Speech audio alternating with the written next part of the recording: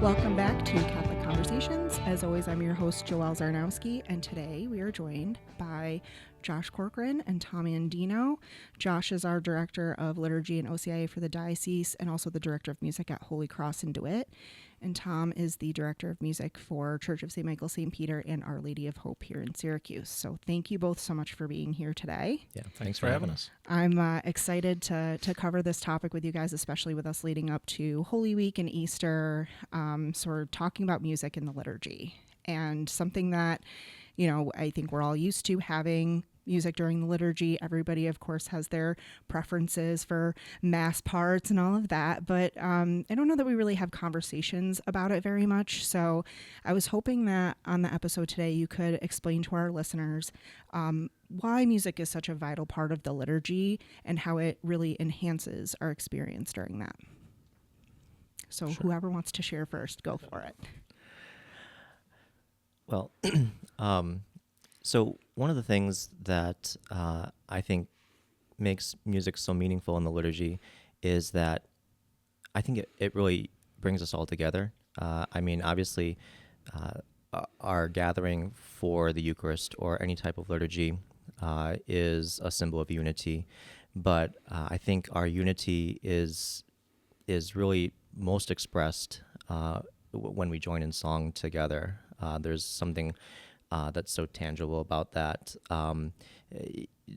even more so than just being gathered together in prayer, but uniting in music, I think, is just such a great way to really unite the gathered assembly. Mm-hmm. For me, I like that the music, the text that we pick puts the scripture on the mouths of the assembly. Mm-hmm. For me at Mass, so often we listen, we hear, but when we sing, we get to claim it, I feel like, as our own. Yeah. We know the power of music as a way to learn things, our ABCs, or, sometimes I think, well, what's the song? Which letter comes next? I still do that. Mm-hmm. And I'm 49 years old, Mm-hmm. Or I can sing a jingle from a store that has been closed for 25 years, like the power of it. And so sometimes when I can't remember which beatitude is which, I'll start singing. I'm like, okay, blessed are the poor in spirit, right? Yeah. Yeah. Yeah. That's a really great way to look at it. I know I was definitely somebody in school that if you could give me like a little jingle to remember something, like I still remember the Pythagorean theorem, and not because I use it, but because my teacher taught us a jingle. Right. So that's a great way to look at it, is like, it is kind of giving this other way to reinforce the scripture in our minds. So that's wonderful.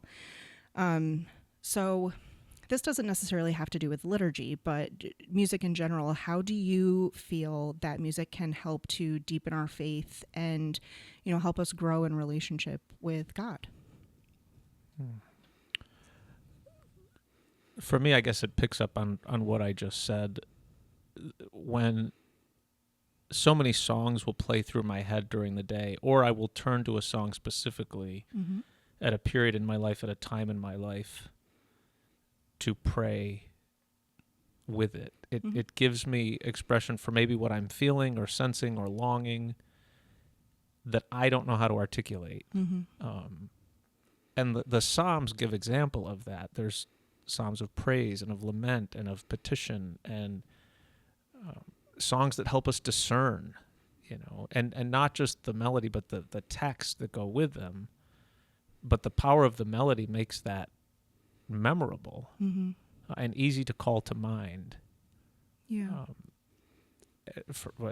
As I'm praying, as people are praying. Yeah. Yeah. Do you have any? Yeah, for me, like Tom said, music is so much about memory, and I think some of the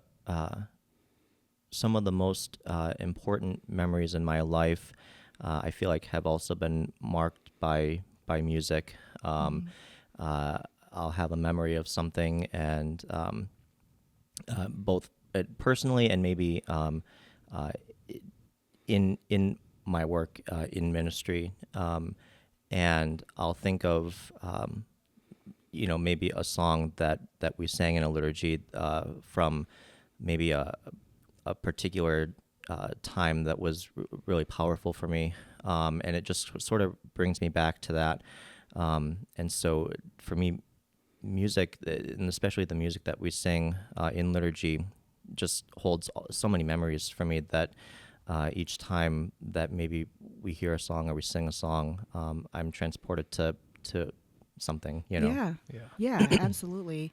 I think that happens in our everyday life. You hear a song on the radio and it makes you think of something, and it maybe makes you feel a certain way. And the same would be true with any of our music that we hear in the liturgy. So my mom is a cantor at our church, and she's sung with the Syracuse Opera and Syracuse Pops, and so often she'll sing the Ave Maria at church, and she always gets rave reviews. And I'm biased, of course, because she's my mom, but every time she sings it, I'm like tearing up, because I remember hearing her sing it for the first time and how beautiful it sounded, especially in the church with the cathedral ceiling and the acoustics in the church. And so there's definitely that like emotional response that you feel with certain pieces of music. So that's great. So with the liturgy, what are some key elements that make liturgical music truly effective in engaging the congregation in your experience? So one thing is, as we know, liturgical music is written in all different styles. I mean, we go from more traditional styles like chant and hymnody to more contemporary styles. One thing, especially that I think we find more in contemporary music, and of course by contemporary I mean like anything written after Vatican II up to the present, but is sort of the refrain and verse model, right? So I think one of the things that helps make music memorable, especially music that we sing in church, is sort of that refrain or that hook that makes it memorable, that allows people to sing it and really own it. And once they sort of know a song, having that maybe a part that repeats throughout the song just helps really ingrain that into people's minds, and therefore I think kind of makes it more singable, and they really kind of own that. Right. Mm-hmm. Yeah.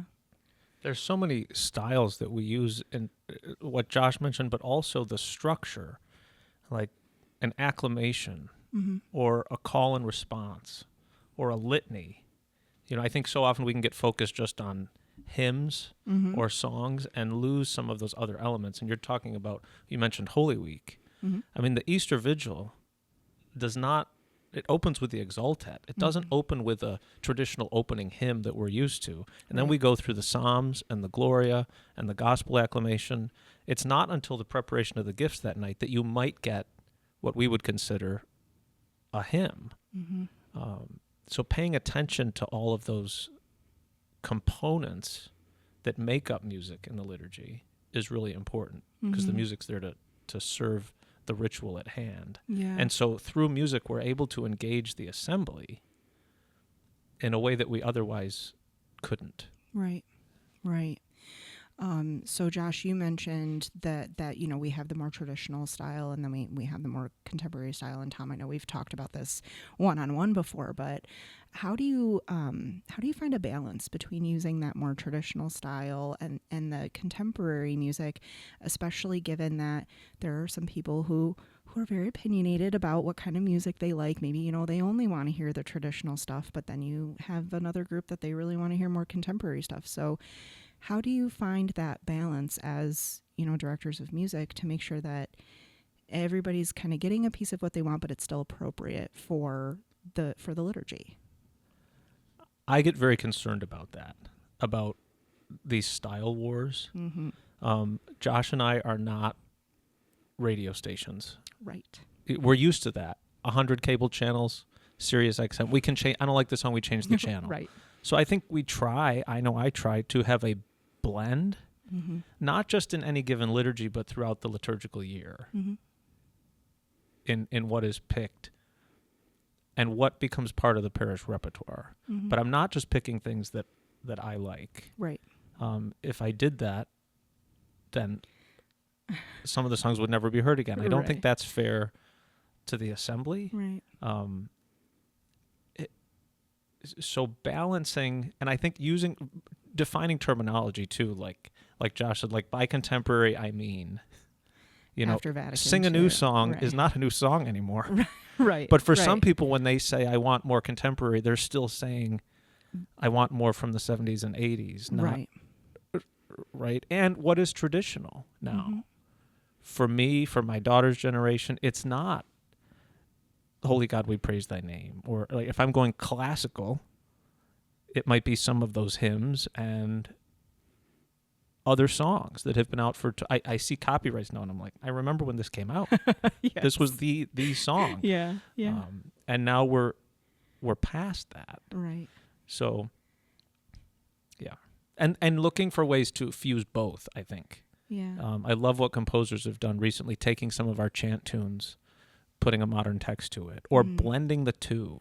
Yeah. There's a song, I know Josh knows it too, called to the Supper of the Lamb, that uses Pange Lingua. But what we would, if you didn't know that tune, you might think, oh, this is a new song. But it's not. It's rooted in our tradition. Right. So, yeah. I think we see that a lot where the same melody is used. I mean, even in, music on the radio, you hear that frequently. And I personally, from my own experience being, in the congregation, I, even though I am somebody who's musical and, I was in band in high school and I was in the choir and all that stuff. And so I can read music, but when there's a familiar melody, I feel more confident to participate in song and praise when I'm at mass versus where if it's a melody that I'm maybe not as familiar with, I'm like, okay, don't sing too loud, because if you sing one note off, you're going to embarrass yourself. So I do love that we've seen that kind of practice happening in our music, that we're using those familiar melodies to put new text to it. So I'm going to throw you guys a curveball. I know I didn't give you this as a question ahead of time, but I think it will be a relatively easy one to answer. For you both, what do you find to be the most rewarding part of being in music ministry in the parishes, and Josh for the diocesan level? Sure. I think for me, it's all about relationships, and I have been in music ministry like as a career professionally for just over 10 years now. And for me, like we have confirmation coming up at one of my parishes, and like it's kind of been surreal for me to think that the class that will be making their confirmation this year was one of the first classes that I would have had making their first communion when I started. Yeah. And it's kind of it's awesome to think about that, and even though I might not know each kid individually, to sort of know that that in their parish, like I've kind of been a part of their life for almost their whole childhood, Right. and Yeah. to see altar servers who started when they were in third grade, who are going to college, or cantors who are in my music ministry, who maybe started cantoring when they were in high school, who are now getting married or starting careers. That's just the most rewarding part. Yeah. I think that's the key to ministry in general, definitely, is that relational piece. But Tom, what about you? I love hearing the assembly sing when they have taken a piece and claim it as their own. Mm-hmm. That's really powerful for me. If I can hear the assembly singing in the choir loft, that still lights me up. Yeah. I remember the weekend following September 11th. Mm. I heard people sing Be Not Afraid like I still have never heard it before. It was almost like if we sing this loud enough, we might actually believe it. Mm-hmm. It was just powerful. Yeah. And it still is. Hearing the assembly take something, especially when we do things like where the assembly might sing Silent Night while the choir is singing Night of Silence, and they know their part, and they don't need us. Yeah. That's exciting. Yeah. Yeah. Oh, that sounds so beautiful. I know being, in the congregation and having those moments where the entire congregation they're just belting out the song and you can feel it. It like gives me goosebumps just thinking about it. There's a few that I can think of offhand that I know at my parish, like every time that song comes up, it's like the whole church is just full volume. Yeah. So before we wrap up, I'm going to ask you the hardest question of the day.